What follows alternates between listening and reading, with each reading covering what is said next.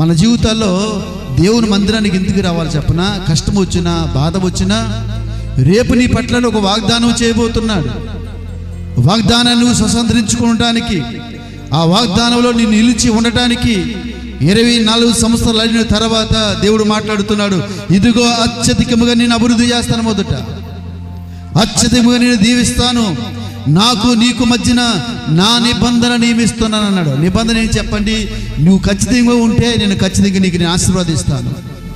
చూడండి, ఏదైనా ఒప్పందాలు అయినప్పుడు మ్యారేజ్లో బాగా ఒప్పందాలు ఎక్కువ ఉంటాయి. ఓ సైట్ కొనుక్కున్నా ఏం చేసినా ఒప్పందాలు ఉంటాయి.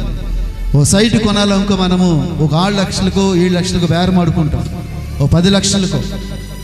అయిన తర్వాత ఏం చేస్తాం? మనం ఒప్పందం చేసుకుంటాం, అగ్రిమెంట్ రిజిస్ట్రేషన్ పెట్టుకుంటాం. ఓ 2 లక్షలు 3 లక్షలు ఇచ్చి ఉన్నాసేమో 3 నెలల్లోకి ఇస్తాను అని ఒక అగ్రిమెంట్ రిజిస్ట్రేషన్. డబ్బులు అమరితే ఈ లోపల చేస్తాను, డబ్బులు అమరిపోతే నేనేం చేస్తానంటే ఆ టైం చేస్తాను. ఆ టైంకి ఆక్రమించదు. ఆ టైం కానీ మించిందనుకో అగ్రిమెంట్ ఏమైపోతుంది చెప్పండి? క్యాన్సిల్ అయిపోద్ది అన్నమాట. చూడండి, దేవుడు అబ్రహాముతో ఒక ఒప్పందం చేస్తున్నాడు. ఏమైనా ఒప్పందం చేస్తున్నా చెప్పిన, నీకును నాకు మధ్యన నా నిబంధన నియమించి నిన్ను అత్యధికముగా నేను అభివృద్ధి పొందించుచూ ఉంటానంటాడంట.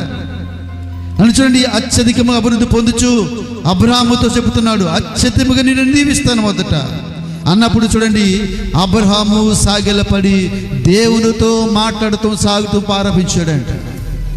చూడండి, మనం అనుకుంటాం కష్టంలో బాధల్లో ఇన్ని అవమానాలు నడుస్తున్నాం, ఇన్ని నరకములను ఉంటున్నాను, నాకు జవాబు రావటం లేదు అనుకోవటం లేదు. దాన్ని దేవుడు చూస్తూ ఉన్నాడు, పరిశీలిస్తున్నాడు. ఏ సమయాన్ని మనం ఎలాగుంటున్నామో ఆయన చూసి ఒక దినం మాట్లాడగలుగుతాడంట. దేవుని మహిమ కలుగును గాక.